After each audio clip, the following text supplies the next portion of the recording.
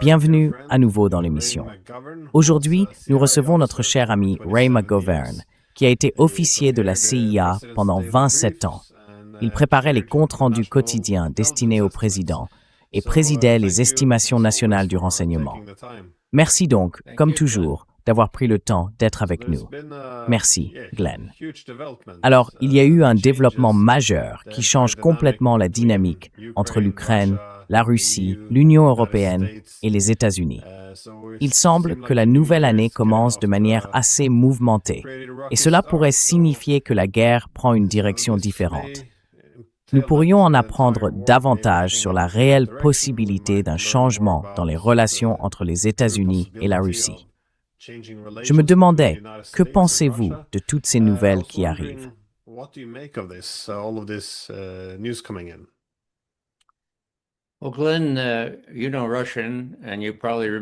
Eh bien, Glenn, tu connais le russe et tu te souviens probablement que Lénine lui-même a dit « La révolution avance en zigzag ».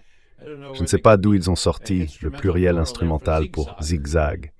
Mais non seulement la révolution progresse en zigzag, les politiques et les actions du président Poutine, du président Trump, avancent en zigzag à l'excès. Maintenant, il serait peut-être bon de revenir au début, puisque nous commençons une nouvelle année. À la même époque, l'an dernier, le régime Biden avait été en grande partie mis de côté par les Russes. Non seulement c'était, eh bien tu connais le mot dogovor, c'est un accord, ou plus formellement un traité d'accord. Sposobny signifie capable. Donc, les Russes disaient que le régime de Biden est nedogovor sposobny, incapable de parvenir à un accord sur quoi que ce soit. Et cela, bien sûr, était tout à fait vrai.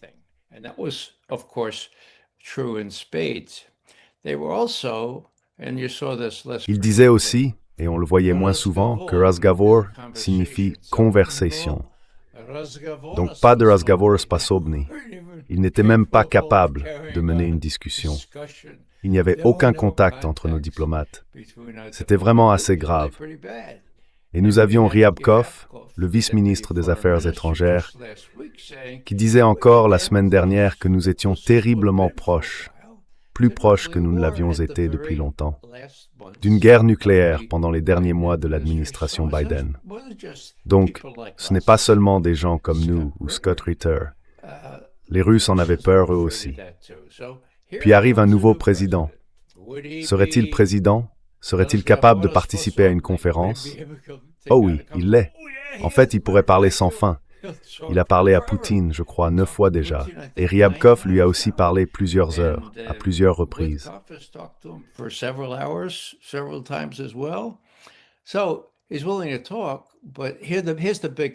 Donc, il est prêt à parler, mais voici le point essentiel. C'est là que je veux en venir. Est-il capable de conclure un accord? Supposons qu'il veuille en conclure un. En est-il capable? Est-il maître de ses décisions? Depuis plusieurs mois, c'est un véritable zigzag permanent. D'abord, il est maître de lui-même, puis le général Kellogg lui dit « Non, les Ukrainiens peuvent encore gagner, et l'économie russe s'est effondrée. » Alors le président Trump répète cela, puis il lui faut quelques mois pour se rendre compte qu'il a été très mal informé. Il met Kellogg de côté et choisit des négociateurs en qui il a confiance. Et vous savez, si l'on prend simplement le mois d'octobre, c'est vraiment intéressant parce qu'ils se parlent, c'est-à-dire Trump et Poutine, le 16 octobre. Et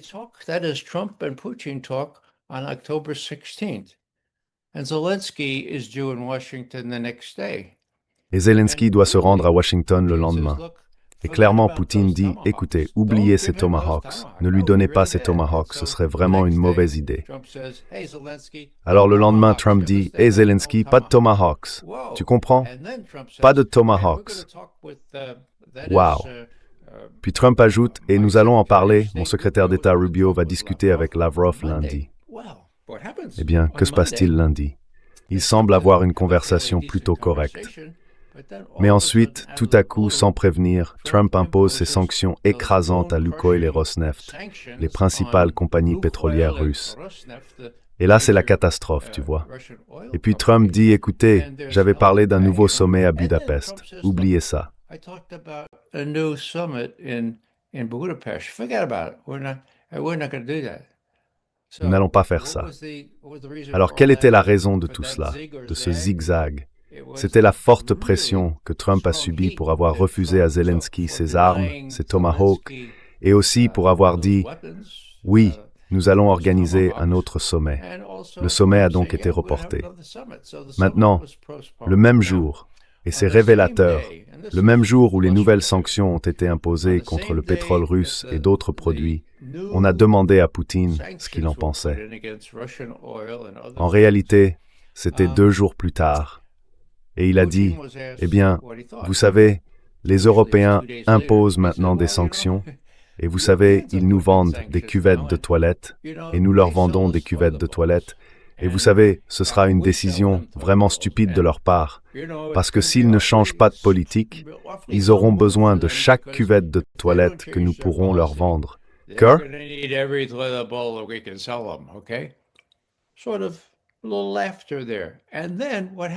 Un petit rire là. Et ensuite, que se passe-t-il?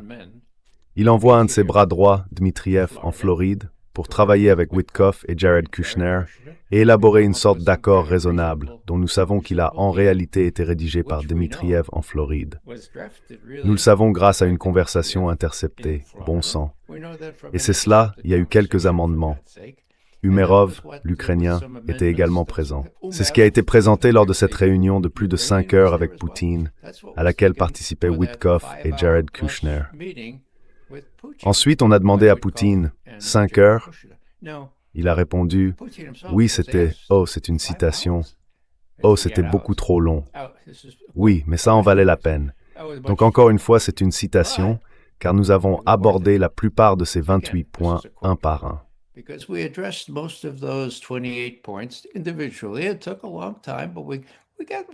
Cela a pris beaucoup de temps, mais nous avons fait quelques progrès.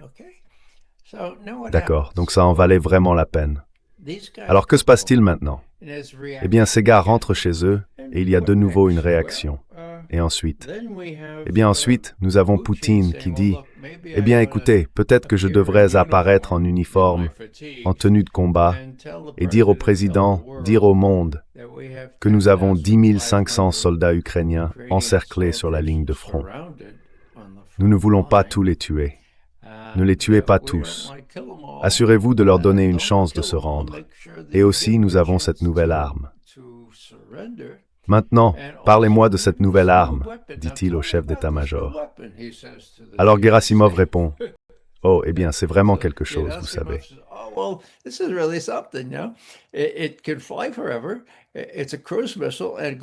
Il peut voler indéfiniment. C'est un missile de croisière et il peut aller jusqu'au pôle sud. Et combien de temps peut-il rester en vol? Je suppose que tu sais de quoi il s'agit. Ce que Poutine voulait dire, c'est « Ne jouez pas avec le feu. Nous avons les avantages stratégiques en plus de tout le reste. » Ensuite, voilà qu'Ushakov fait des commentaires. Mais les événements les plus récents concernent cet essaim de drones contre la résidence du président près de Valdai, qui se trouve à peu près à mi-chemin entre, eh bien tu le sais Glenn, tu y es déjà allé, entre Moscou et j'allais dire Leningrad, Saint-Pétersbourg. Et il ne fait désormais aucun doute qu'il s'agissait d'une salve de drones ukrainiens, puisque la CIA l'admet.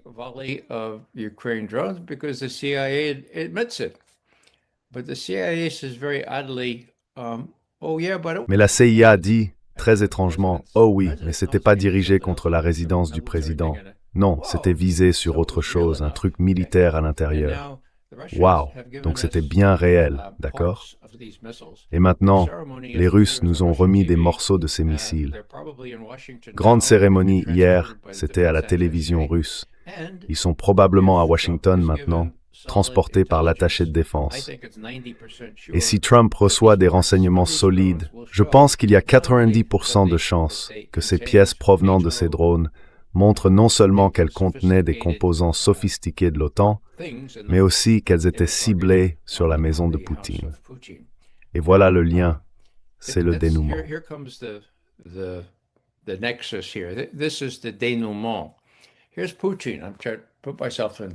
Voici Poutine.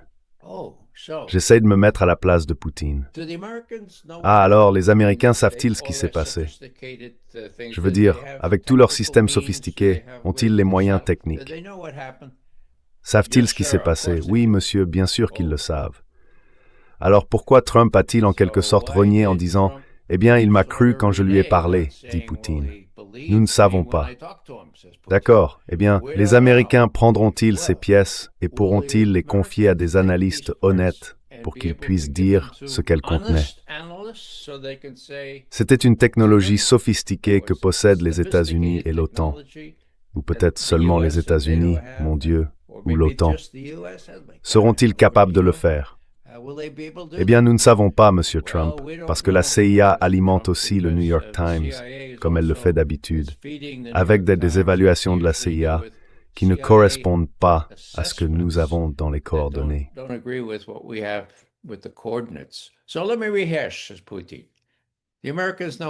Alors, laissez-moi récapituler, dit Poutine. Les Américains savent ce qui s'est réellement passé, n'est-ce pas? Oui, monsieur. Les Américains ont maintenant la preuve de la manière dont ces choses ont été dirigées et qu'elles visaient la maison. Oui, monsieur. Mais vous ne savez pas si les Américains diront la vérité à Trump.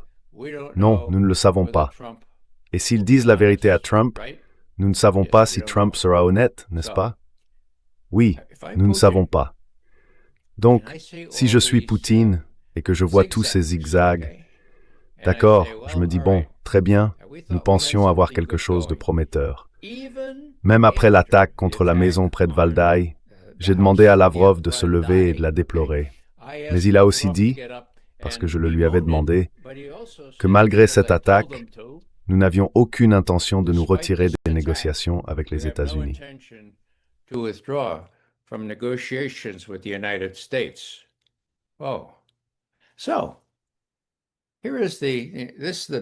Alors, c'est là le point principal.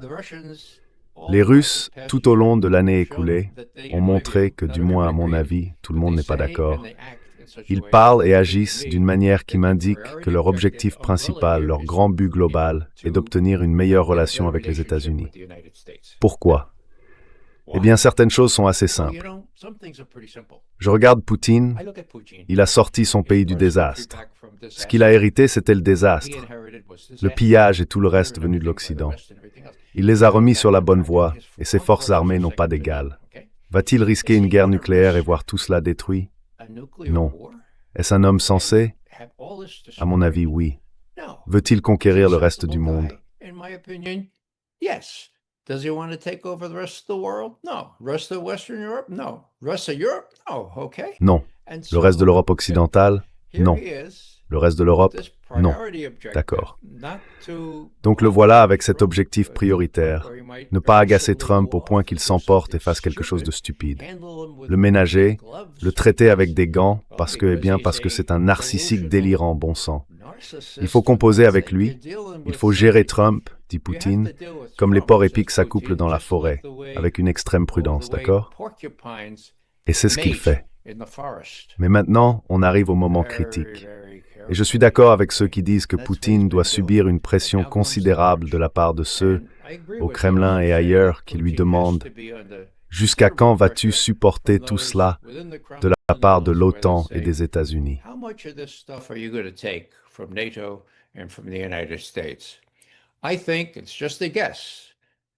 Je pense, ce n'est qu'une supposition, qu'à mesure que cette affaire se dévoilera, il apparaîtra qu'il y avait une technologie de l'OTAN impliquée dans ces drones, que ce n'était pas nécessairement une technologie exclusive aux États-Unis, et que Poutine cherchera une fois de plus à dissocier les relations entre les États-Unis et la Russie, ainsi que les négociations entre les deux pays. Des malheureux Européens qui devront enfin se rendre compte qu'ils n'ont aucune carte à jouer dans cette partie. Ils n'ont pas d'argent, ils n'ont pas de troupes. Et attendre l'armement américain qu'ils ne peuvent même pas payer est une entreprise insensée. Donc je pense que Poutine, et ce n'est qu'une supposition, continuera à dire « Eh bien, nous n'avons pas besoin de faire quoi que ce soit de radical. Nous riposterons, nous ferons du 1 pour 1 en Ukraine. » We'll do a one-for-one in Ukraine. We have these Oreshniks, Nous avons ces Orechnix. Mais gardons à l'esprit que notre priorité est d'éviter tout ce qui pourrait mener à une guerre nucléaire, ce à quoi nous avons failli arriver aujourd'hui, à la fin du régime de Biden. Donc, avec tous ces indices laissant entendre que Trump n'est pas totalement maître de lui-même, espérons, si nous ne pouvons pas en avoir l'attente, espérons simplement que cela le poussera à agir contre ceux qu'il sait avoir tenté de saboter son dernier mandat, ceux qui l'ont effectivement saboté. Et c'est la dernière chose que je dirais. Nous avons des gens comme James Comey qui ont eu recours à toutes sortes de moyens illégaux et extra-légaux pour empêcher Trump de devenir président, puis, après qu'il soit devenu président, ont été responsables de toute cette affaire de Russiagate. Très bien. Maintenant, qu'en est-il de James Comey?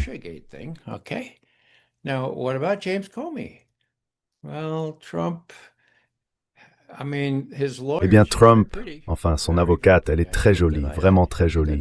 Je ne le nie pas. Mais elle n'a pas une once de bon sens parce qu'elle a tout gâché avec le grand jury.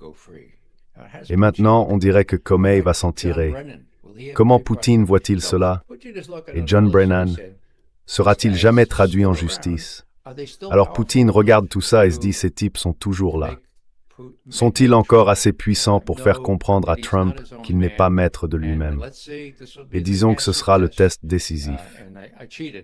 Et j'ai triché, c'est la dernière chose que je vais dire pour l'instant. Le 22 septembre de l'année dernière, en 2025, Poutine a personnellement fait une ouverture envers les États-Unis, une très simple. Le traité New Start arrive à expiration le 5 février, donc dans exactement un mois à peu près. D'accord? So exactly 1 month from now, almost, okay? And back in September, he said, En septembre, il a dit, « Nous, les Russes, serions prêts à maintenir les limites quantitatives sur les missiles offensifs si vous faites de même pendant une autre année. Oui ou non? Simple, plus de négociations. Le nouveau traité START est mort. Vous ne pouvez pas le renouveler.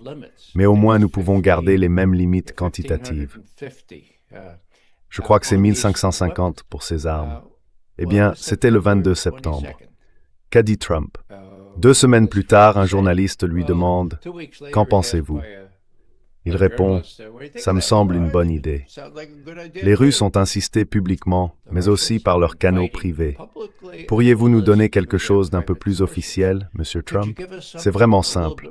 Nous avons juste besoin d'un oui ou d'un non. Un responsable russe a même dit « Oui, nous accepterons une promesse orale tant que vous ne... »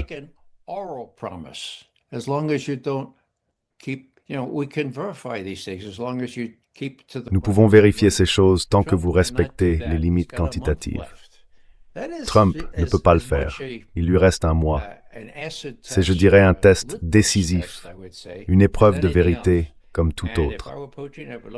Et si j'étais Poutine, je regarderais cela et je me dirais, eh bien, s'il ne peut pas me donner un oui ou un non sur cette question cruciale du contrôle des armements, le seul traité qu'il nous reste, bon sang, et qu'il expire en février, s'il ne peut pas dire plus que ça me semble une bonne idée, s'il ne peut pas simplement dire oui, eh bien, cela ne montre rien.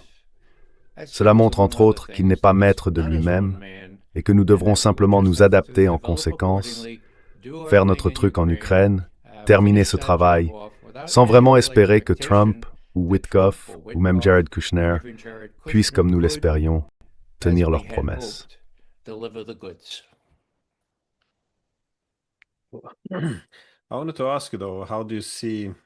Je voulais te demander, cependant, comment vois-tu la probabilité de la manière dont Trump va agir à partir de maintenant? Parce que, comme tu l'as suggéré, Poutine observera les actions de Trump. Mais dans l'ensemble, l'objectif principal, comme il est maintenant assez évident pour Zelensky et les dirigeants européens, est d'essayer de ramener les États-Unis plus profondément dans cette guerre.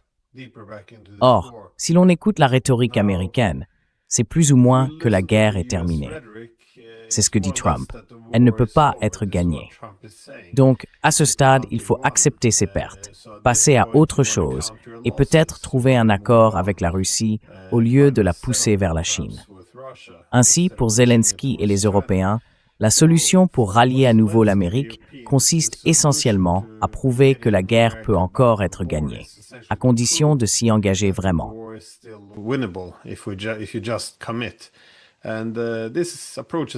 Et cette approche est très transparente.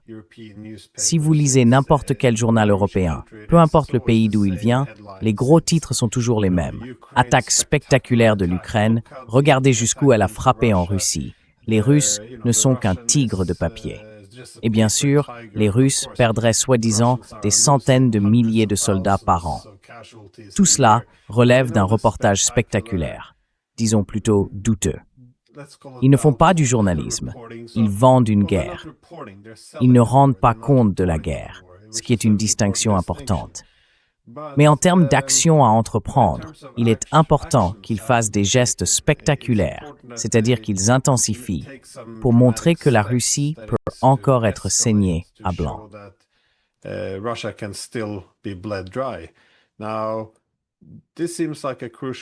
Il semble que nous soyons à un moment crucial où Trump devra prendre une décision. Va-t-il se ranger derrière les Européens et Zelensky et se réjouir d'une nouvelle escalade, ou va-t-il commencer à dénoncer la situation? Comme vous l'avez dit, lorsqu'il y a eu cette tentative de frappe contre la résidence de Zelensky ou de Poutine, il semblait vouloir prendre un peu de distance. Mais encore une fois, une critique fréquente est que Trump se contente de déléguer la guerre, de la confier aux Européens, en les applaudissant, tout en cherchant à laver les mains de l'Amérique. Alors comment évaluez-vous ce que Trump fera dans ce cas? Car je vois toujours des arguments assez convaincants des deux côtés.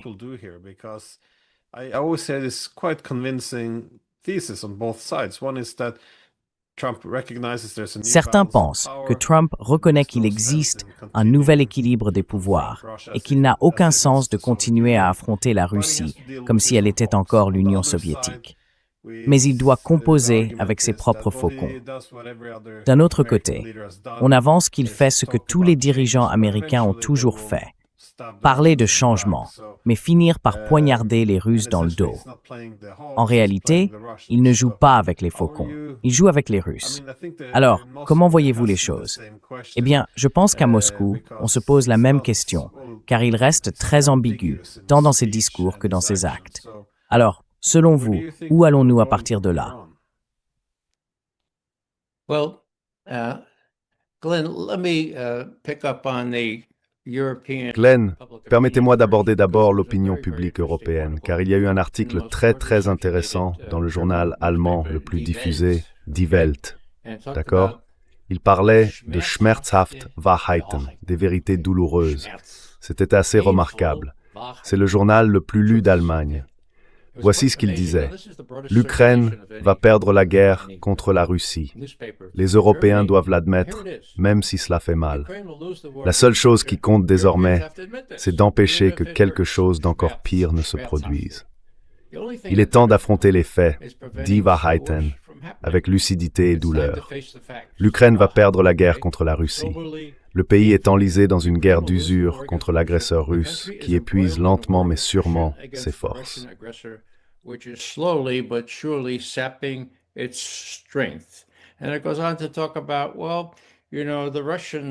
cela continue en disant que, eh bien, vous savez, les Russes affirment craindre l'Ukraine et l'OTAN. Bien sûr, nous n'y croyons pas, mais c'est ce qu'ils disent. Ils semblent vraiment... Donc, tout ce que je veux dire ici, c'est que c'est pas seulement un signe passager, à mon avis. C'est un présage de ce qui va venir. Maintenant, l'OTAN, à mon sens, fini, terminé, caput. Je veux dire, il a fallu que Poutine lui-même, dans un de ses longs discours, dise « Regardez, l'OTAN n'est rien sans les États-Unis. L'OTAN a été créée contre la Russie, l'ennemi. Oh, la Russie n'est plus l'ennemi des États-Unis. » Et puis, voyant des expressions perplexes, il a ajouté « Vous ne lisez donc pas? Vous n'avez pas lu la nouvelle stratégie de sécurité nationale? Elle dit que nous sommes des partenaires. Elle dit que nous pouvons traiter les uns avec les autres. Nous ne sommes plus le principal ennemi, d'accord?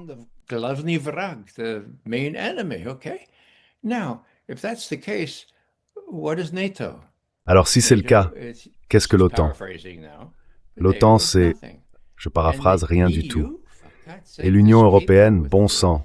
toute cette histoire avec la tentative de saisir les avoirs russes a été totalement discréditée et démantelée par les personnes qui ont défendu ce qui était juste selon la loi. Et des gens comme Ursula von der Leyen ont menti à ce sujet et ont essayé de faire passer la mesure. Alors voilà Poutine assis tranquillement disant « Mon Dieu, nous aussi, nous sommes surpris par cette stratégie de sécurité nationale, mais les États-Unis sont plutôt durs avec les Européens et pas tellement avec nous. » Et je crois que je l'ai déjà mentionné, Glenn, c'est lié. Les sondages d'opinion publique de l'année dernière ont montré que les États-Unis avaient perdu leur place sur la liste des glavniye vragi russes, d'accord? Glavniye vragi signifie principaux ennemis. Nous avons été l'ennemi principal depuis que je suis entré en 1963, d'accord?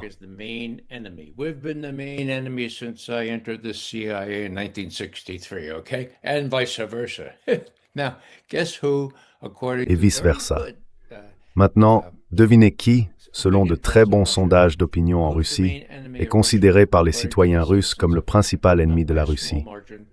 Pas de peu, de beaucoup, l'Allemagne. Personne ne devrait s'en réjouir. Je veux dire, nous connaissons un peu l'histoire, mais cela en dit long. Et donc, il ne s'agit pas seulement de Poutine et de son administration. Le peuple russe en est venu à voir Trump sous un angle différent de son prédécesseur. Et cela aide. En revanche, cela n'aide pas qu'à cause des fausses accusations du Russiagate, le peuple américain ait été soumis pendant 6, 7, 8 ans à, disons, un lavage de cerveau serait peut-être un peu fort, mais à une forme d'endoctrinement selon laquelle Poutine serait le diable en personne, et les Russes voudraient conquérir le reste du monde, comme à l'époque où les Soviétiques étaient au pouvoir.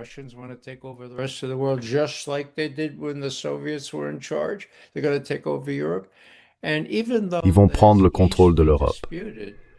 Et même si cela peut facilement être contesté, les Américains ne le comprennent pas, parce que, eh bien, j'aime le fait que certains Américains nous verront aujourd'hui, mais cela reste une très petite partie de la population.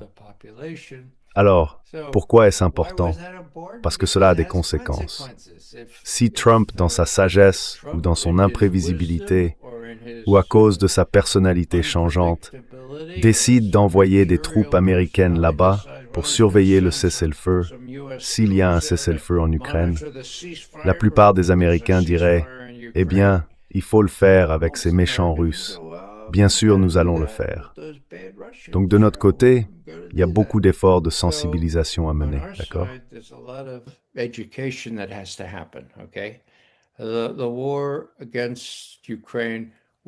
La guerre contre l'Ukraine n'a pas été non provoquée. Je n'aime pas utiliser de double négation, mais elle a bel et bien été provoquée. En fait, ici dans mes notes, j'ai un article de Foreign Affairs écrit par John Mearsheimer, qui est déjà passé dans votre émission. Je ne sais pas si vous pouvez le voir ici, mais il est intitulé « Pourquoi la crise ukrainienne est la faute de l'Occident, les illusions qui ont provoqué Poutine ». Provoqué, d'accord? Quelle est la date de cet article? Il y a 11 ans. 11 ans. Il y prédit que si l'OTAN continue d'essayer de faire de l'Ukraine un membre, l'Ukraine sera détruite. John Mearsheimer, une citation directe tirée de cet article. Aujourd'hui, il ne pourrait plus publier quelque chose de ce genre, mais il avait raison à l'époque, et il a encore raison maintenant.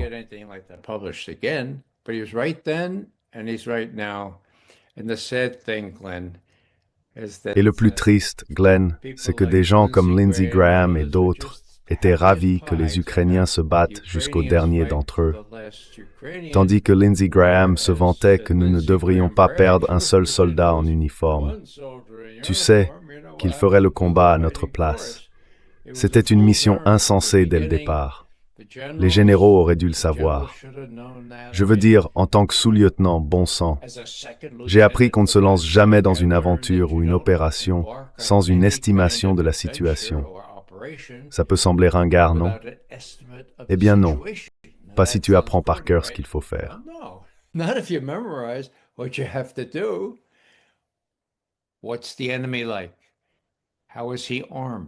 À quoi ressemble l'ennemi?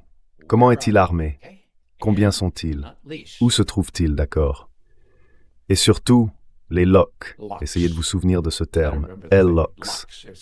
C'est l'abréviation de lignes de communication et d'approvisionnement, pas comme le saumon fumé et les bagels. Maintenant, le général Milley, ou le général ou l'amiral, peu importe, s'il pensait pouvoir affaiblir la Russie en déclenchant une guerre et en encourageant les Ukrainiens à combattre les Russes, compte tenu du déséquilibre entre les deux pays en termes de population et de capacité à soutenir une guerre, eh bien, c'est insensé. Alors, ce qu'ils ont fait, c'est recourir au mensonge. Je me souviens d'un mensonge en particulier. C'était en décembre 2022, la première année de la guerre, lorsque la directrice du renseignement national, Avril Haines, a dit au président Biden que les Russes manquaient de munitions.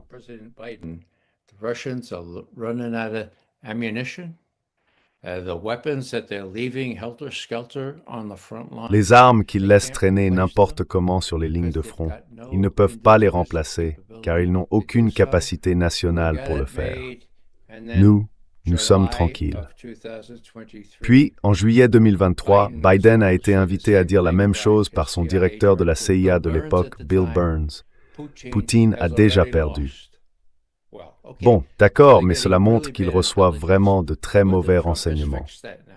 Savoir si Trump a corrigé cela dépend maintenant de s'il écoute Tulsi Gabbard, qui est la nouvelle directrice du renseignement national, avec autorité sur tous les autres directeurs, y compris celui de la CIA, du moins en théorie. Trump a donc un moyen d'obtenir des conseils sensés s'il le souhaite, mais pas de la CIA, car si le New York Times continue de relayer ce qu'il entend de la CIA, c'est une entreprise vouée à l'échec.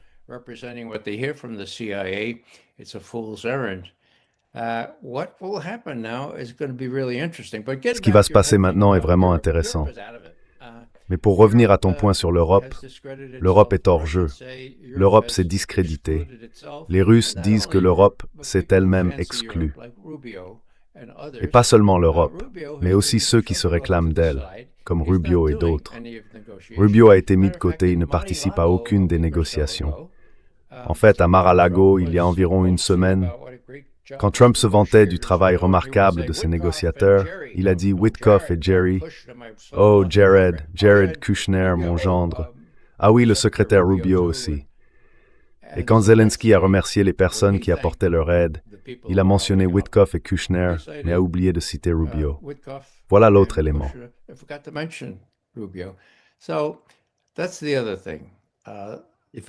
Si je peux me permettre d'interrompre, il a aussi traité le général Keith Kellogg d'idiot, ce qui est un bon indice, si vous applaudissez pour la paix, je suppose. J'oublie. Qui était-ce qui a appelé? Trump a traité le général Keith Kellogg d'idiot. Oh, j'ai raté ça, oui. Eh bien, il peut avoir raison de temps en temps. Je pense qu'il a raison sur ce point. Tu sais, c'est très compliqué, mais ça a été très étrange. Et pour expliquer le comportement des dirigeants européens, il faut regarder qui ils sont. Ce sont des apparatchiks de parti qui montent les échelons pour occuper des postes importants sans beaucoup d'expérience réelle. Ce sont des politiciens de carrière. Et ils ont été entraînés dans cette affaire par Biden. Maintenant, c'est devenu leur guerre.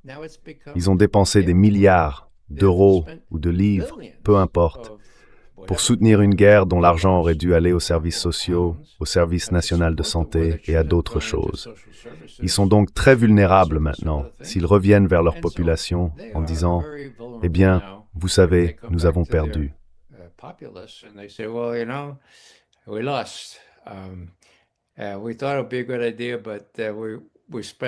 Nous pensions que ce serait une bonne idée, mais nous avons dépensé 50 milliards de dollars et tout a disparu. Désolé, votre filet de sécurité est plein de trous. Nous ferons de notre mieux. Ces types vont être chassés du pouvoir d'ici 1 an ou 1 an et demi, car il y aura des élections dans cet intervalle. Et c'est ce qui les préoccupe le plus. Non seulement perdre le pouvoir, mais aussi être exposés comme les idiots qu'ils sont. Je déteste le dire.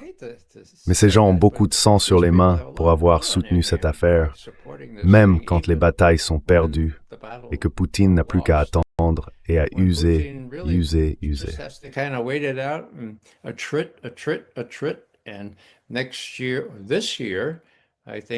Et l'année prochaine, enfin, cette année, je pense que nous verrons le dénouement final lorsque les Ukrainiens n'auront plus de troupes. Et le double objectif de Poutine sera à moitié atteint, c'est-à-dire la démilitarisation. L'autre moitié, la dénazification, c'est une tâche bien plus ardue. Mais, vous savez, sans troupes, que sont le bataillon Azov, ou que sont les véritables néo-nazis à Kiev, que vont-ils faire? Donc je pense que la question est de savoir si Trump peut offrir aux Russes le genre de... Enfin, je vais conclure là-dessus. L'objectif russe ici n'est pas seulement d'éliminer l'armée ukrainienne, mais aussi d'obtenir une sorte d'accord qui empêchera que cela ne se reproduise, d'accord? Et cela inclura probablement une sorte de zone tampon, n'est-ce pas? Buffer zone or cordon sanitaire, right? And it will also include some sort of agreement. Et cela inclura également une sorte d'accord visant à limiter les forces de chaque côté. Il faudra interdire à l'Ukraine ce qu'il en reste d'adhérer à l'OTAN, et le reste devra simplement être négocié. Maintenant, cela semble facile. Ce n'est pas aussi simple que cela. Mais les grandes lignes sont claires, et c'est ce qui finira inévitablement par se produire. Alors, est-ce que pire pourrait arriver? Oui. Alors, quelle est la bonne nouvelle? La bonne nouvelle, à mon avis, c'est que Poutine est une personne très graduelle, très prudente, très perspicace. C'est un homme d'État. Il sait qu'il est aux commandes, il est en position de force. Il n'a pas besoin de faire quoi que ce soit de précipité. Et il est possible que Trump fasse ce qu'il faut pour que, avec un peu de maquillage sur ce cochon de la défaite, Trump puisse s'en sortir en disant « Eh bien, c'était la guerre de Biden ».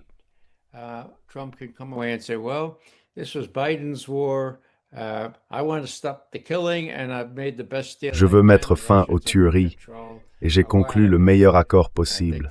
Les Russes ont le contrôle. Nous sommes sortis de là. Et je pense que c'est inévitable. Nous en sommes déjà plus ou moins sortis puisque nous ne fournissons plus d'armes ni d'argent. Apparemment, nous continuons à fournir du renseignement, et c'est là que le bas blesse.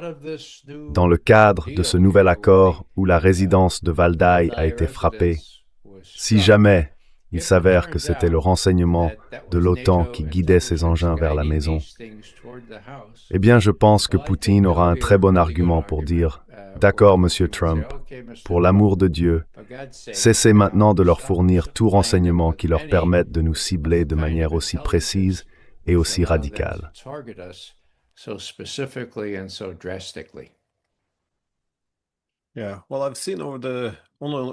Oui, eh bien, j'ai vu au cours des dernières 24 heures beaucoup d'articles de journaux, y compris dans ce pays, où l'on commence à reconnaître que la guerre ne se déroule pas comme ils l'espéraient. Et ils essaient de l'expliquer.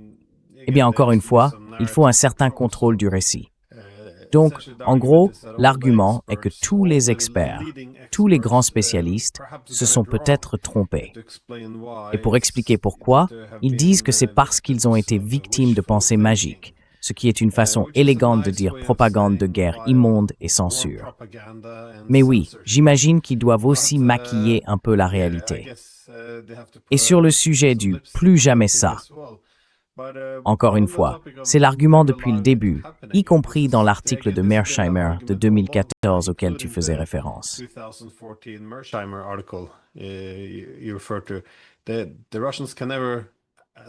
Les Russes ne pourront jamais permettre que cela se produise. Mais en refusant de conclure le moindre accord avec les Russes, des accords dans lesquels ils auraient la certitude que l'OTAN ne cherche pas à utiliser l'Ukraine comme un instrument, la garantie que cela ne se reproduira plus devra passer par la force. Cela signifie priver l'Ukraine d'une grande partie de son territoire, détruire son infrastructure, détruire son armée. Ce qui arrivera à l'Ukraine sera très brutal s'il n'y a aucun accord sur la table. Mais ça vient encore une fois de nos, disons, médias et politiciens qui ont été victimes de vœux pieux. Nous n'avons même pas le droit de formuler cet argument sans être traités de marionnettes du Kremlin. Je voulais vous interroger à ce sujet, puis-je simplement faire un commentaire là-dessus?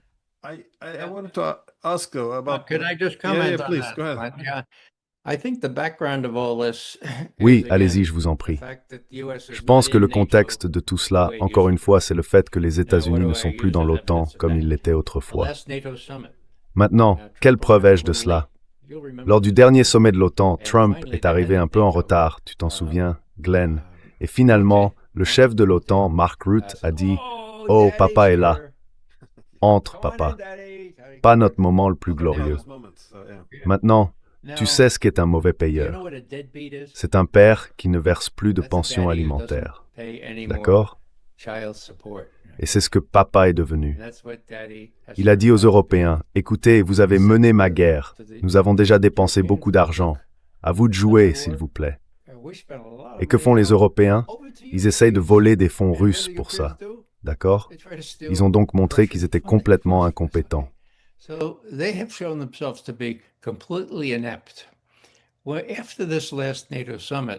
Eh bien, après ce dernier sommet de l'OTAN, il disait « Oh, le prochain aura lieu à Tirana, en Albanie. » Et j'ai répondu « Il n'y en aura pas de prochain. L'OTAN s'est effondrée. Elle n'a plus de sens sans les États-Unis. » Et comme je le dis, c'est assez ironique qu'il ait fallu Poutine pour le faire remarquer aux Européens avec ce grand discours il y a tout juste une semaine. Et il a aussi déclaré « Écoutez, nous devrions avoir une Europe commune. Nous sommes Européens. Nous ne voulions pas de cela, vous savez. » À l'époque, il y avait de vrais professionnels, de véritables hommes d'État, comme Egon Bahr. Egon Bahr, personne ne sait qui est Egon Bahr, moi je sais qui il est. C'était le bras droit de Willy Brandt, l'auteur conceptuel de l'Ostpolitik, la politique à l'égard de l'Est, où Willy Brandt, et les États-Unis l'avaient alors accepté, disait, écoutez, il n'a aucun sens d'être une entité hostile envers la Russie.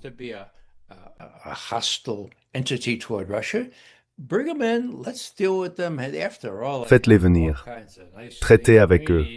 Après tout, ils ont toutes sortes de choses intéressantes dont nous avons besoin. Du gaz et du pétrole bon marché, vous savez. Alors voilà que Poutine lui-même dit, « Pourquoi ne pouvez-vous pas ?» Et ensuite, il cite Helmut Kohl, bon sang, le chancelier de l'Allemagne à l'époque. Tous ces gens pensaient que la Russie devait faire partie de l'Europe, simplement à cause de ce que la Russie pouvait offrir à l'Europe. Quoi qu'il en soit, cela va être vraiment intéressant. Les Européens vont encore plus souffrir maintenant, puisque les prix du gaz et du pétrole ont grimpé en flèche, et ils vont devoir, les dirigeants vont devoir, expliquer cela. Et il n'y a pas vraiment d'explication, sauf, eh bien, nous avons cru, les Américains, quand ils disaient qu'ils pouvaient gagner ici, et nous avons simplement fait ce que Biden nous a dit de faire. Et je suis désolé, mais cela ne va pas marcher.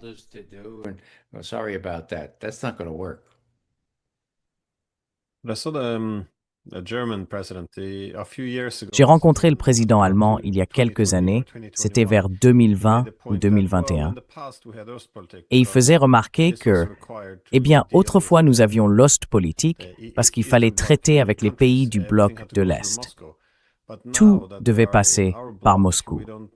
Mais maintenant qu'ils sont dans notre bloc, nous n'avons plus besoin d'interagir avec Moscou de cette manière. Ce qui est une réinterprétation très perverse de ce que l'Ostpolitik était censé être. Mais oui, encore une fois, cela renvoie à l'une des raisons pour lesquelles les Russes considèrent désormais que l'Allemagne retrouve son ancien statut de principal adversaire. Je veux toutefois aborder ce qui se passe du côté ukrainien, car après que les agences anticorruption, sur lesquelles les États-Unis exercent évidemment une grande influence, ont commencé à bousculer les choses au sein de l'administration Zelensky, Yermak et d'autres sont tombés en disgrâce.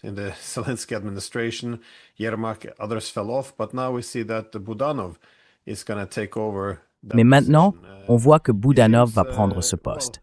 Il semble, bon, je ne vais pas lui lancer trop de fleurs, mais il paraît plutôt futé comparé à beaucoup d'autres dans l'administration. À ton avis, que va signifier ce nouveau remaniement ou quelles en seront les conséquences en termes de compétition interne pour le pouvoir en Ukraine? Parce que Zelensky n'a plus vraiment autant d'autorité. Son pouvoir a été affaibli. S'il y avait une élection présidentielle, des figures comme Budanov seraient probablement des alternatives plus populaires. Je dis « s'il y a une élection » plutôt que « quand ». Mais que penses-tu de ce nouveau remaniement au sein du gouvernement ukrainien? Parce que Budanov fait partie de ceux qui, par le passé, ont laissé entendre que nous allons perdre cette affaire. Donc peut-être devrions-nous essayer de conclure un accord pour sauver ce qu'il reste de l'Ukraine.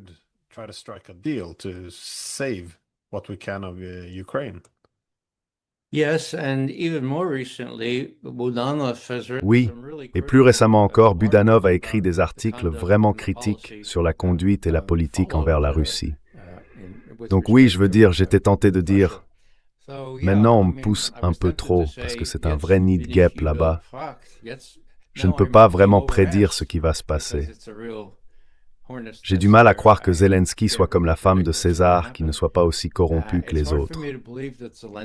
Je pense qu'on peut partir de cette hypothèse ici. Sam. Alors Budanov, il a ce visage un peu juvénile et une allure soignée. Il n'a pas l'air d'un voyou comme les autres, mais les apparences peuvent être trompeuses, non?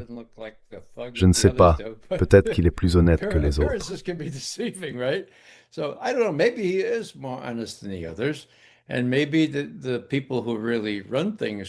Et peut-être que les personnes qui dirigent vraiment les choses là-bas, les Britanniques et les Américains, pourraient dire, eh bien voilà un type qui a l'air un peu plus convenable. Mais Zaloujny, lui, c'est un autre qui revient sur le devant de la scène. Et je pense que le point essentiel, et j'aimerais en savoir plus à ce sujet, le point essentiel, c'est quel est le passé de ces gens, de ces successeurs potentiels, avec les nazis, les néo-nazis.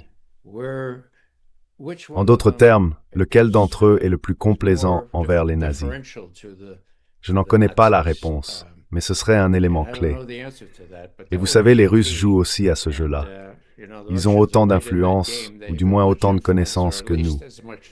Et ce qui se passe à Kiev, le maire de Kiev, Klitschko, il était déjà en lice en 2014. C'est peut-être un boxeur, non?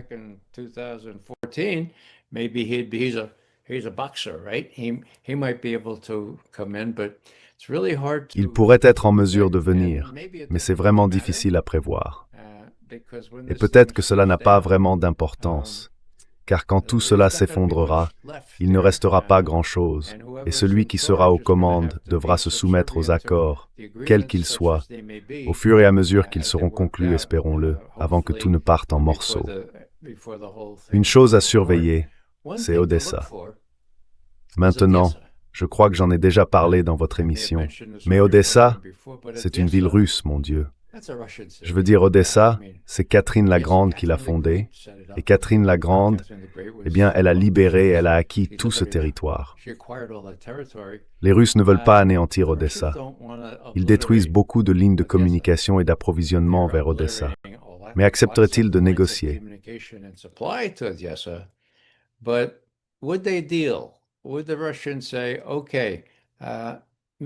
Les Russes diraient-ils, « D'accord, Monsieur Trump, nous ne voulons pas détruire Odessa. Nous comprenons qu'Odessa est nécessaire pour éviter que l'Ukraine ne devienne simplement une ferme pour le reste de l'Europe.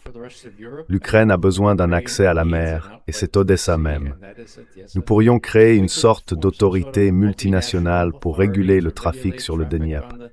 Il y a un moyen de gérer cela, mais nous ne voulons pas détruire Odessa. » Et Trump pourrait dire, « Oh, j'ai sauvé Odessa. » Il y a un indice qui remonte à plus de 3 ans maintenant, octobre 2022, lorsque Poutine s'est vu poser l'une de ses questions préparées lors d'une de ses très longues séances de questions-réponses. Un correspondant lui a dit, « Monsieur le Président Poutine, j'aimerais passer mes vacances à Odessa. Me conseillez-vous de demander un visa ukrainien ou russe? »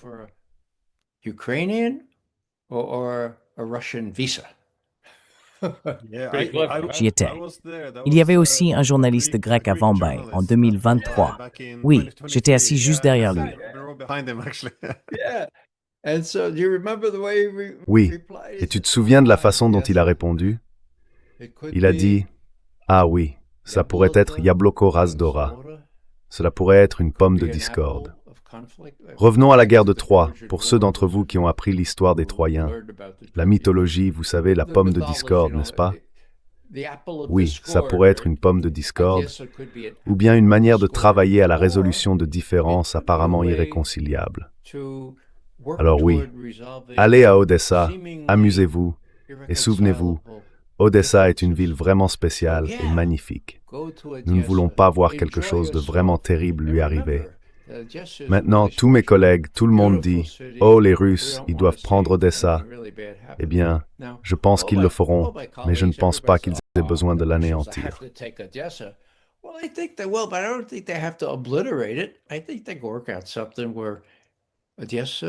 Je pense qu'ils peuvent trouver un accord dans lequel Odessa servirait de débouché sur la mer, permettant à une Ukraine amie, ou du moins non belligérante, de subsister comme entité souveraine, à la fois économiquement et politiquement. Ce sont donc ce type d'arrangements territoriaux qui pourraient être envisagés. Sumy au nord, Kharkiv, il y a beaucoup d'espoir. La seule chose maintenant, c'est que ces 2 dernières semaines, je suis devenu plus réticent à dire que Trump, qui est le véritable acteur clé ici, a réussi à écarter des gens comme Rubio, Kellogg et les autres. Il l'a fait, mais désormais tout dépend vraiment de sa volonté de reconnaître que Poutine lui a dit la vérité à propos de cette attaque près de Valdai et que la CIA a menti.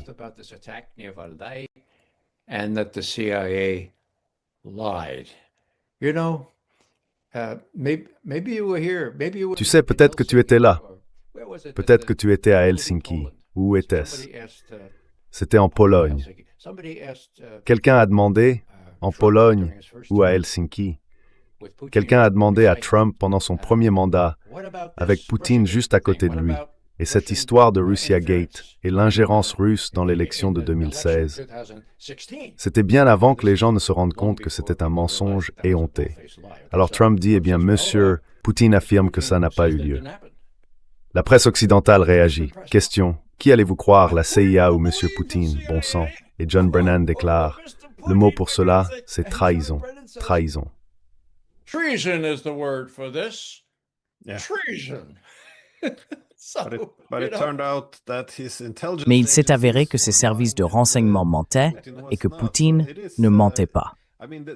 Donc je veux dire, l'affaire du Russia Gate, la façon dont elle a été balayée sous le tapis après avoir été exposée comme une supercherie, est assez extraordinaire.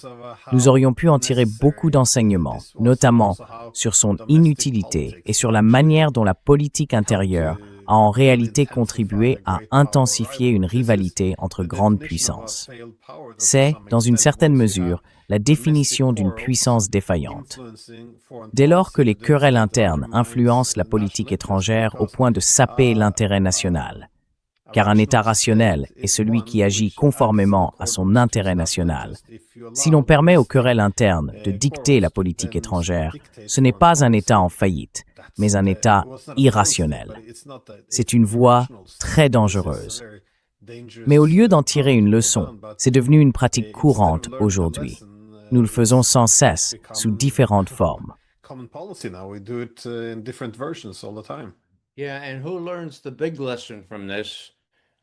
Oui, et qui tire la grande leçon de tout cela? Vladimir Vladimirovitch Poutine.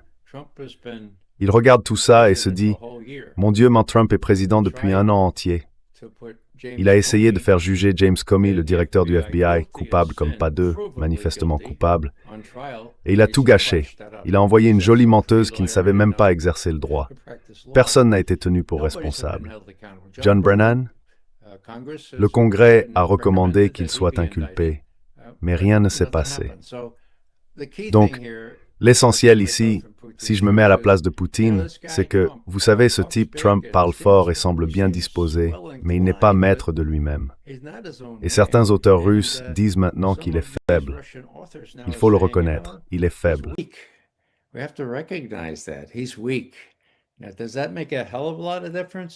Alors, est-ce que cela change vraiment grand-chose? Pas à court terme, seulement à plus long terme, sur les 3 prochaines années, parce que Poutine veut quelque chose de plus grand qu'une simple fin de la guerre avec la Russie, ayant déjà conquis les territoires qu'elle détient, et peut-être davantage. Ils veulent quelque chose de plus vaste, ils veulent quelque chose dont les États-Unis fassent partie, afin de pouvoir dire, eh bien, les États-Unis, et nous avons convenu que nos intérêts fondamentaux russes, seront respectés. Et nous n'avons pas de traité, mais nous avons un accord d'honneur. Nous avons divers éléments qui peuvent être vérifiés, qui limite le nombre de forces, et nous avons des mécanismes que nous allons mettre en place pour des discussions mutuelles afin d'apaiser la situation.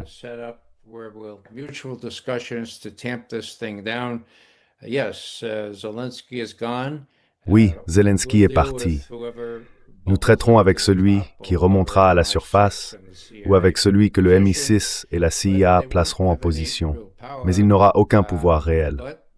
Cependant, il devra respecter la situation sur le terrain à mesure que les choses se stabiliseront. C'est donc l'essentiel. À mon avis, au cours des prochains mois, les Russes continueront à avancer très lentement pour prendre le contrôle de ces villes clés. Et dans quelques mois, il sera très clair que sans argent, enfin, ils auront peut-être encore un peu de fonds jusqu'en août ou septembre de l'année prochaine, grâce aux 90 milliards de dollars que les Européens ont réussi à réunir. Mais que se passera-t-il après cela? C'est une entreprise vouée à l'échec.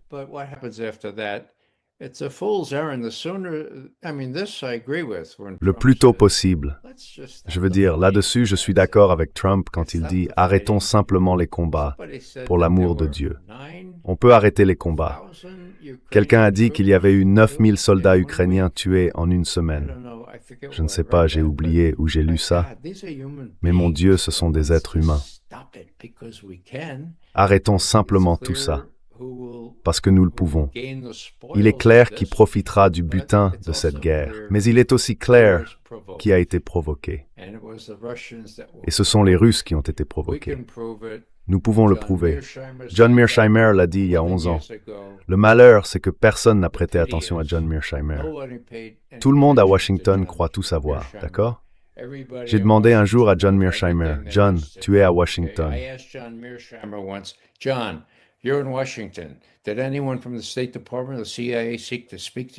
Est-ce que quelqu'un du département d'État ou de la CIA a cherché à vous parler? Je veux dire, vous avez eu raison sur ces sujets. » John m'a regardé, c'est une réunion publique, et m'a dit « Ray, je fais cela depuis 35 ans. Pas une seule fois quelqu'un du département d'État, de la CIA ou du département de la Défense d'ailleurs n'a cherché à me consulter. » Rien que cela en dit long. Et tant qu'ils garderont cette attitude isolée, nous savons tout, il n'y aura pas beaucoup de sang neuf qui entrera là-dedans. Ce sont les réalités du terrain qui doivent dicter l'issue. Et c'est, je le crains, ce que nous voyons aujourd'hui dans la manière dont ce conflit se résout.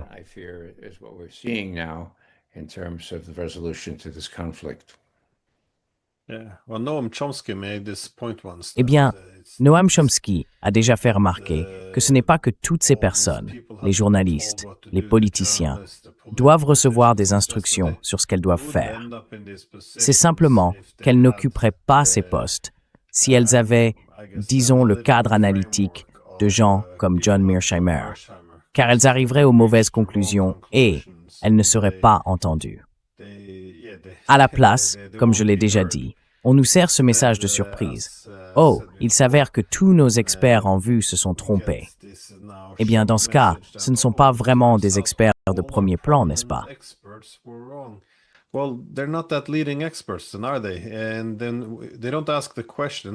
Et puis, ils ne posent pas la question.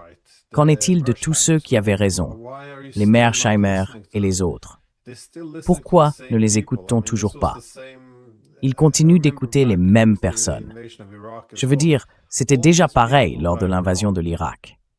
Tous ceux qui s'étaient trompés ont continué à remonter à la surface, comme s'il n'y avait aucune conséquence. Et ceux qui avaient eu raison sont restés mis à l'écart. Ce n'est pas une méritocratie fondée sur qui a raison. C'est simplement une question de loyauté envers le pouvoir, à mon avis.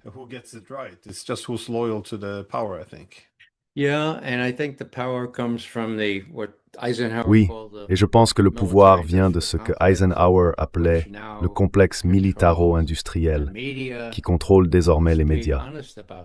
Soyons honnêtes à ce sujet. Voici une petite scène que je n'oublierai jamais. En mai 2006, j'ai obtenu un billet pour un théâtre fermé où Rumsfeld, alors secrétaire à la Défense, parlait de l'Irak et de tout cela. Ce soir-là, je recevais moi-même un prix de l'Union américaine pour les libertés civiles. Alors je me suis dit, eh bien j'y vais, j'ai un billet. Il est passé par Menvray et c'est une question. in het Moberapro des armes de Bruxelles. I asked the question.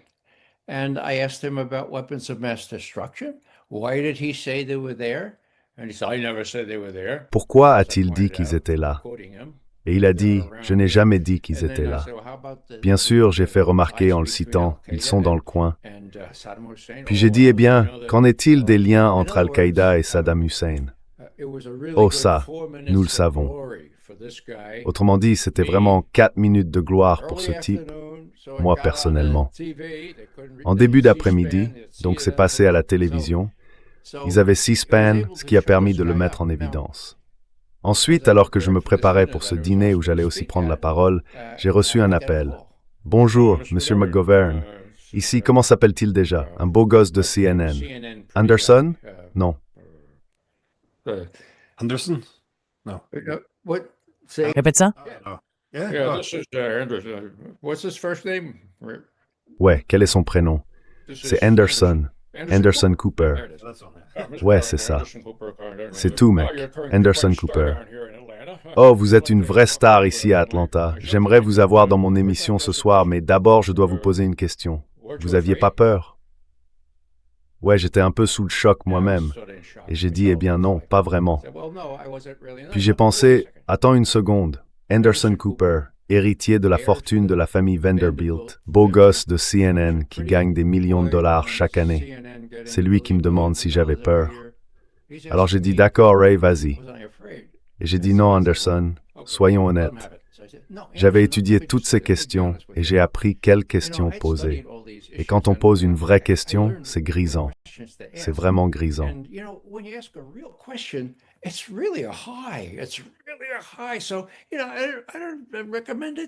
Alors tu sais, je ne te le recommande pas, Anderson. Pense à de vraies questions à poser à des gens comme Rumsfeld quand tu en auras l'occasion. Tu verras, c'est très satisfaisant, c'est un vrai plaisir. Il a dit, oh, eh bien, merci, Monsieur McGovern. Je ferai en sorte que mes collaborateurs contactent les vôtres. J'ai répondu, non, ne fais pas ça. Pourquoi pas? Je n'ai pas de collaborateurs. Personne. Qu'ils m'appellent directement ici. Alors je passe à l'émission, c'est la dernière chose, je passe à l'émission. Quelle est la première question qu'il me pose? Monsieur McGovern, c'était toute une performance avec Rumsfeld. Vous n'aviez pas peur? Je veux dire, ce type n'avait aucune idée de ce qu'un journaliste est censé faire. Et là, je le faisais. Il a dit, waouh, moi en fait, j'aurais peur de faire ça, tu vois. Donc voilà juste un petit extrait où de mes propres yeux, j'ai vu que ces types ont vraiment peur. Est-ce à cause de l'argent?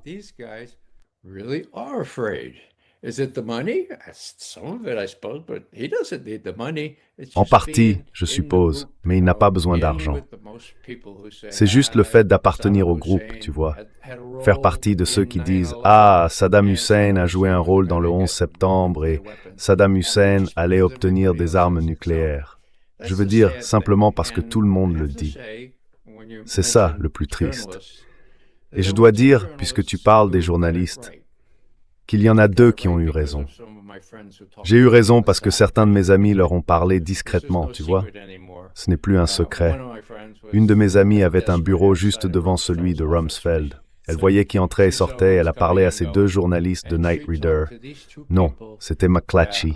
Enfin, Night Reader, puis McClatchy. Deux excellents journalistes. Il y a un film à ce sujet intitulé Shock and Awe, réalisé par Rob Reiner.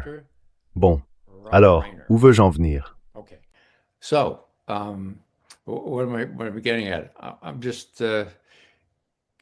Je suis juste, voyons voir. Rob Reiner, l'idée qu'on puisse tirer la sonnette d'alarme sur ces choses-là. Oh oui, eh bien c'est vrai. Ces deux journalistes qui ont été honorés, tu sais, une fois que tout était terminé, il y a eu des cérémonies à contre-cœur, de petites cérémonies, d'accord, t'avais raison, voici un petit Oscar pour toi. Quelque chose comme ça. Pour qui travaille-t-il maintenant? L'un travaille pour Reuters et écrit des bêtises, venant de la CIA. Et l'autre travaille, je crois, aussi pour Reuters ou pour un autre de ces médias. Et tu sais, c'est juste une question de gagne-pain, j'imagine. Il faut bien écrire ces trucs.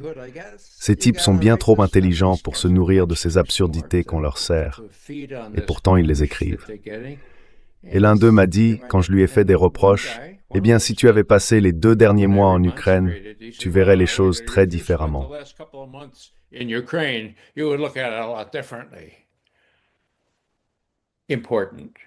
Important. D'accord. Dans le métier, on appelait ça la berlinitis. Donc tu restes à Berlin, tu ne peux aller nulle part, et tu finis par avoir une vision limitée de ce qu'est le monde. Pas grand-chose en dehors de cet univers-là. Tu restes en Ukraine et tu es soumis à tout ce qui t'entoure.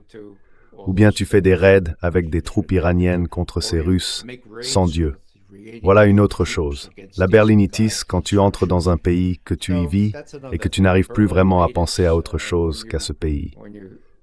Un ami à moi, ancien ami, mais toujours un ami, en a été victime.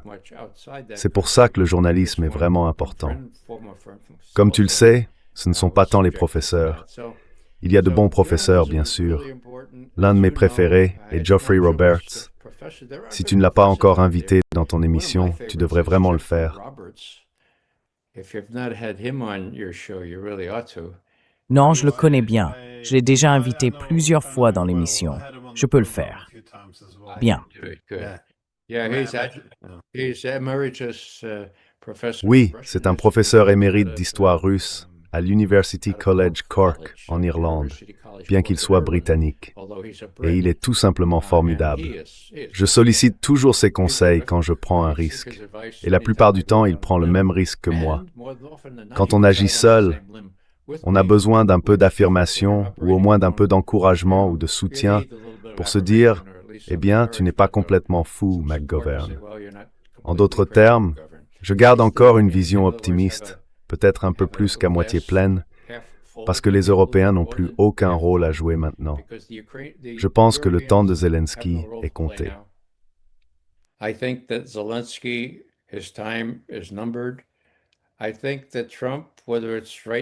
Je pense que Trump, que ce soit maintenant ou dans les mois à venir, devra faire face au fait qu'il n'y aura soit aucun accord sur l'Ukraine, auquel cas il passera pour un vrai perdant, même s'il en rejette toute la faute sur Biden, soit un accord et il pourra dire « Eh bien, vous savez, nous avons obtenu le meilleur accord possible. » Et encore une fois, je pense que Poutine est assez flexible pour accepter cela. Dernière chose que je dirais, lorsque la rencontre d'Anchorage a été organisée, vous vous en souvenez peut-être, début août 2025, Trump était en difficulté. Il menaçait d'imposer des sanctions écrasantes à la Russie et il ne voulait pas le faire, et aussi à la Chine et à l'Inde. Alors qu'a-t-il fait? Les sanctions devaient entrer en vigueur dans environ 5 jours. 3 jours avant l'échéance, il envoie Witkoff à Moscou. Que va-t-on faire? Witkoff parle avec Poutine pendant 4 heures. Qu'en est-il ressorti? Nous le savons maintenant.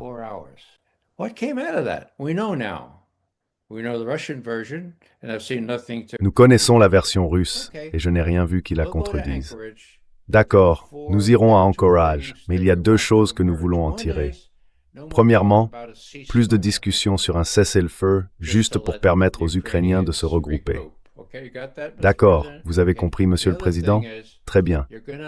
L'autre chose, c'est que vous ne laisserez pas Zelensky saboter les progrès vers une véritable résolution. Promis? D'accord. Witkoff dit, « Je vais en parler au président. » Trump appelle Poutine. Ça me semble bien. Ils vont à Anchorage et c'est à peu près tout ce qui s'est passé. En route, Trump est dans l'avion avec un de ses journalistes de Fox News et il dit « Vous savez, si je ne repars pas avec une sorte d'accord de cessez-le-feu, je serai très très déçu. » Eh bien, il aurait dû s'en douter.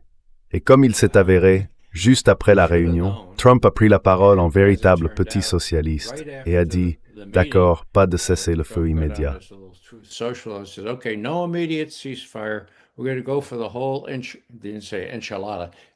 Nous allons y aller à fond. Je n'ai pas dit enchilada.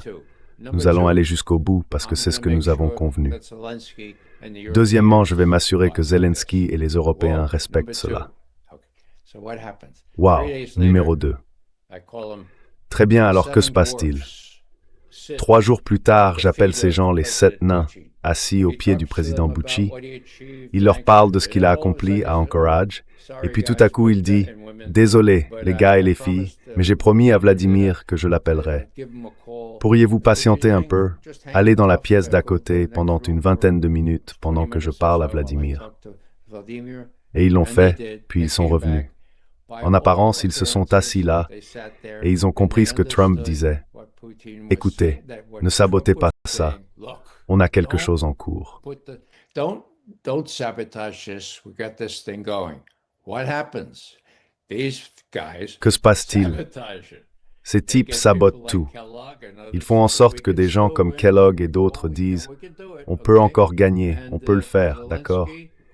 Et Zelensky, bien sûr, est le grand grain de sable dans l'engrenage.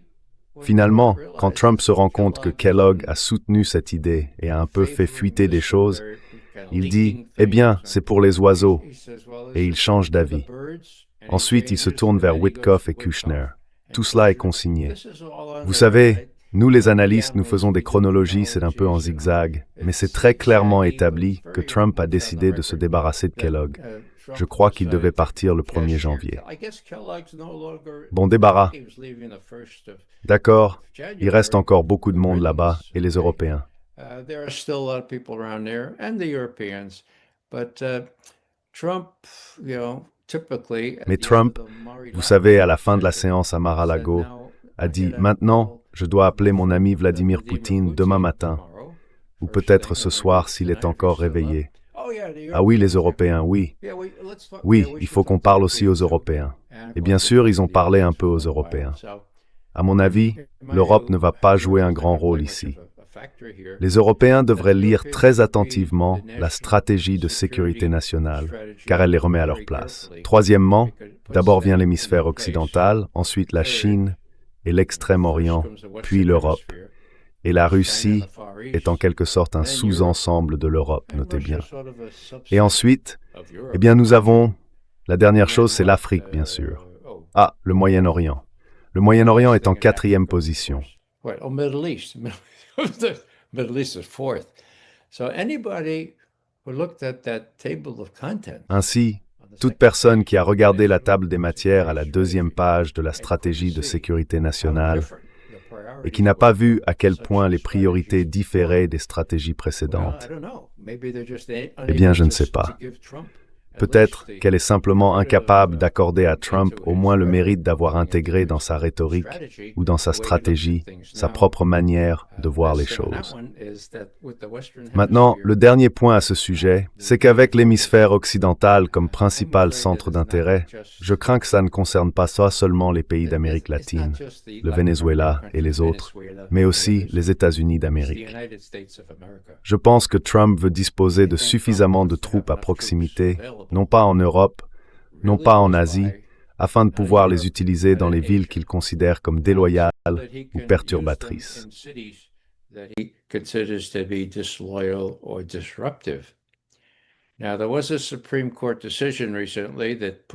Récemment, une décision de la Cour suprême a freiné tout cela, mais Trump ne suit pas souvent la loi ni les juges de la Cour suprême. Je n'invente rien. Le 5 septembre, la nouvelle orientation stratégique a été divulguée à Politico, un journal très bien connecté, peu importe. Et qu'ont-ils dit? Ils ont dit que le nouvel accent serait mis sur l'hémisphère occidental, des endroits comme le Venezuela et le territoire national. Et le territoire national, nous allons devoir avoir des troupes prêtes à être déployées sur le territoire national au cas où nous en aurions besoin, d'accord? Cela a disparu dans la version finale des directives, car celle-ci était orientée vers l'étranger.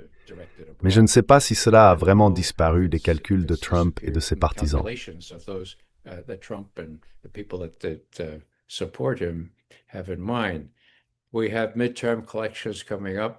Nous avons les élections de mi-mandat qui approchent en novembre, puis bien sûr les élections présidentielles dans 3 ans. Pourquoi cela? Est-ce vraiment à propos du Venezuela?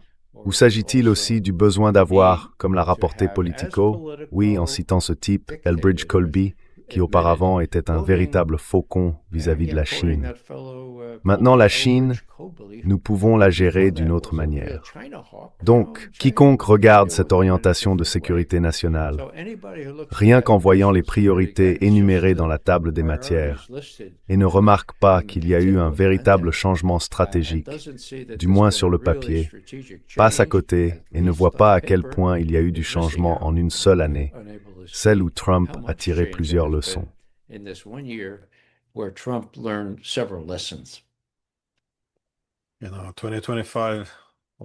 Tu sais, 2025 a été une année incroyable. Eh bien, si tu penses au début de l'année, Biden était encore à la Maison-Blanche. À quel point non seulement les États-Unis ont changé, mais aussi le monde entier. Une partie de ces changements, bien sûr, n'était pas liée à ce qui s'est passé aux États-Unis, mais faisait partie d'un déplacement plus large de l'équilibre des pouvoirs. Bref, merci d'avoir pris le temps. Une dernière réflexion? Thank you for taking time. Any last thoughts? Yeah, one last thought. When you talk about crucial points, Une dernière réflexion. Quand tu parles de points cruciaux, je pense au 3 septembre. Tu te souviens, c'était le jour de la victoire sur le Japon, le Veggie Day. Ils l'ont célébré à Pékin avec un immense défilé, des dignitaires représentant environ la moitié du monde. Je ne sais pas si Trump y a été invité ou non, mais j'imagine que Trump a regardé tout cela et s'est dit « Oh mon Dieu, regarde, les Russes et les Chinois sont plus unis que jamais. » La plupart du monde participe à ce truc qu'on appelle les BRICS. Le dollar est en difficulté. Peut-être devrions-nous faire ce que Ronald Reagan a fait dans les années 1980. Et je dirais ceci très brièvement. Quand les États-Unis ont subi une véritable défaite, avec 241 marines tués dans un attentat contre leur caserne au Liban, Reagan a dû prendre une décision. Qu'a-t-il fait? Reagan had a decision to make. What did he do? Should he escalate or should he do something else? Devait-il intensifier la situation ou faire autre chose? Il a décidé de faire autre chose. Il a retiré les marines et a essuyé beaucoup de critiques. Tu es faible, tu es faible. Alors il a dit, eh bien, je dois faire quelque chose. Qu'ont-ils fait? Ils ont envahi l'île de la Grenade, à quelques kilomètres seulement des côtes du Venezuela, rappelons-le. Ils ont envahi sous de faux prétextes, mais ils ont remporté une grande victoire. La 82e division aéroportée y est allée, a éliminé tous ces partisans de Cuba et a sauvé les étudiants en médecine américains qui étaient censés être pris en otage. Tout cela a été monté de toutes pièces.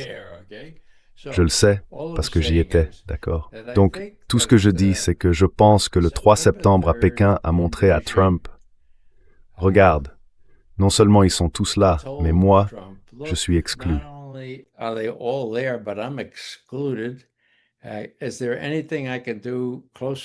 Y a-t-il quelque chose que je puisse faire plus près de chez moi pour montrer à quel point je suis fort? Et son conseiller a répondu, oui, vous pourriez vous occuper du Venezuela. Très bien, faisons le Venezuela et gardons suffisamment de troupes sur place, si nécessaire, dans le pays. C'est une hypothèse. Mais vu la tournure des événements, quand on assiste à un changement de pouvoir aussi net de l'Ouest vers l'Est dans ce cas, et qu'on a un homme d'affaires comme Trump capable de reconnaître ce genre de choses, quand il voit les Chinois et les Russes s'amuser ensemble, n'est-ce pas? Il est logique qu'il réunisse ses rédacteurs de discours et leur dicte ce texte très, pas très cohérent, mais plutôt bien rédigé. Ce n'est pas le département d'État qui a écrit cela.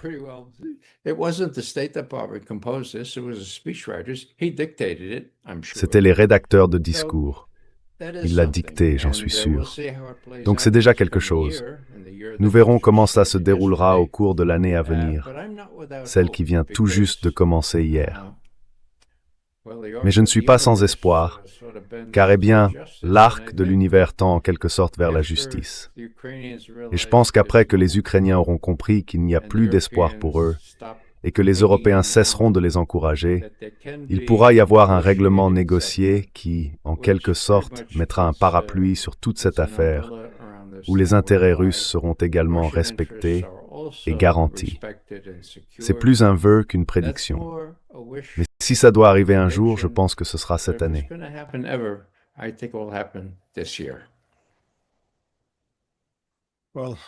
Eh bien, nous terminons rarement sur une note optimiste, alors je vais m'en contenter. Et merci beaucoup d'avoir pris le temps. Merci, Glenn. Thank you, Glenn.